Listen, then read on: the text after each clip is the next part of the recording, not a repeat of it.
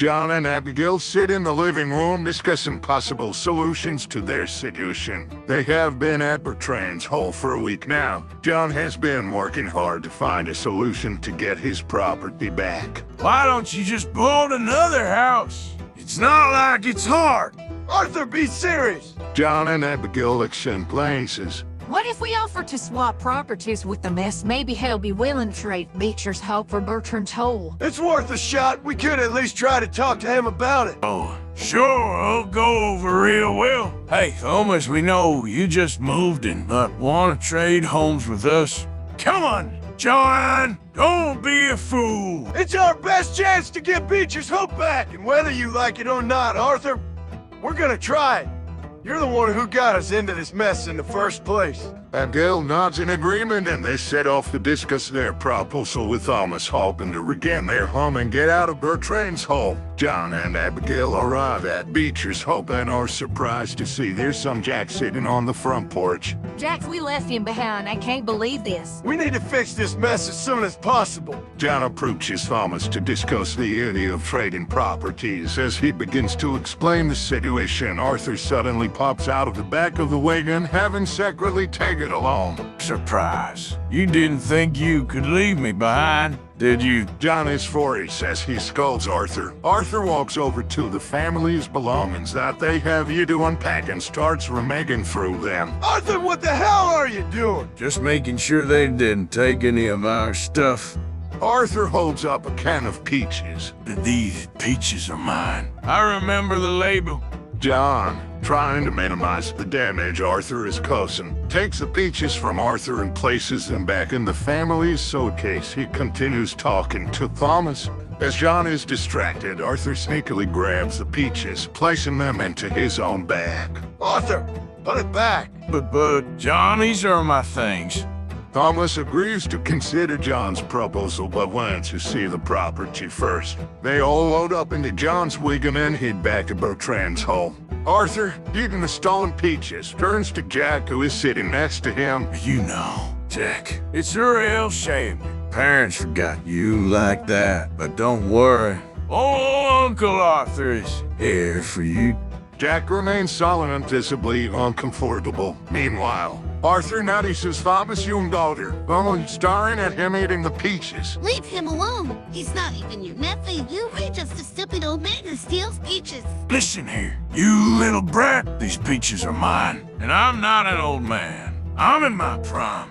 Oh, please. You were just a washed-up cowboy with a terrible beard and a peach thief. You better watch your goddamn mouth, girl.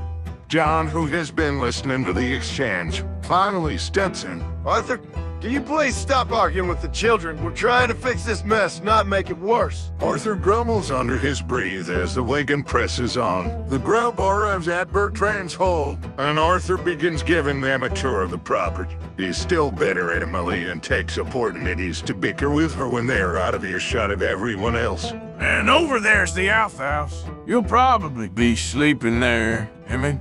Oh, really? I figured that's where you slept since you smell so bad. Arthur, taking him back, points to the barn. Well, if you don't like the outhouse, you can always sleep in the barn with the animals. You'll fit right in. Sounds just fine to me. I'd rather hang out with the animals than keep talking to an old man covered in peaches.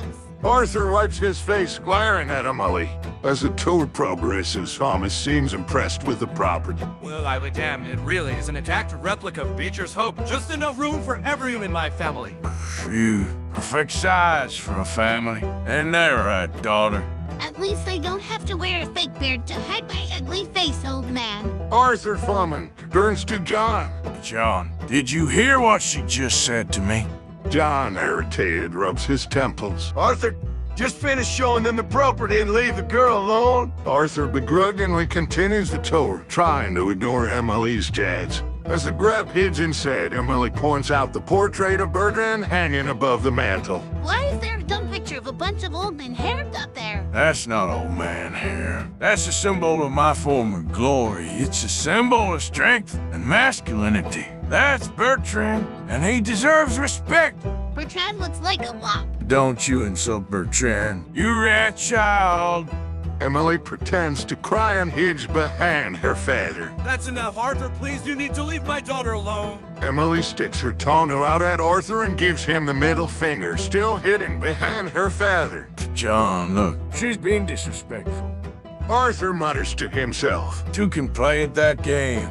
Arthur starts to pretend to cry and hides behind John, giving Emily the middle finger back. Arthur, for God's sake, grow up! We'll take the property, but only if Arthur stays away from here, permanently. As John, Abigail, and Thomas finalize the paperwork, Arthur leans over and whispers to Emily. You better watch out, little girl. I've got friends in high places like Bertrand, and he's always watching. And you better watch your hair, old man. It's already running away from your face.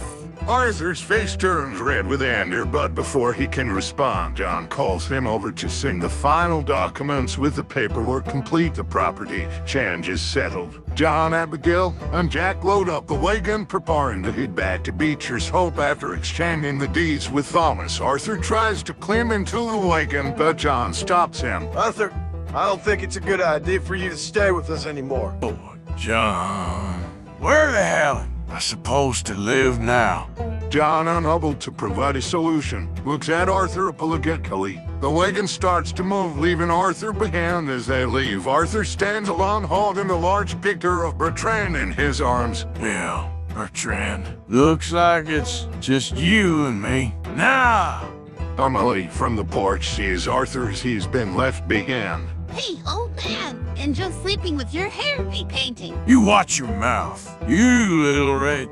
Arthur watches the wagon leave, clutching the portrait of Bertrand, unsure of what his future holds. John and Abigail are laying in bed, overjoyed to be back in their own home and without Arthur Coulson chose. I feel a little bad about leaving Arthur behind, but it was so interesting seeing him tormented by a 6-year-old girl. Abigail chuckles in agreement. Suddenly, they hear angry muttering from under the bed. That little brat, I can't believe her disrespect for Bertrand. If I see her again...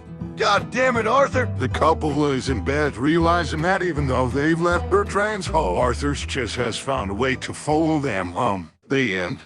Bertrand...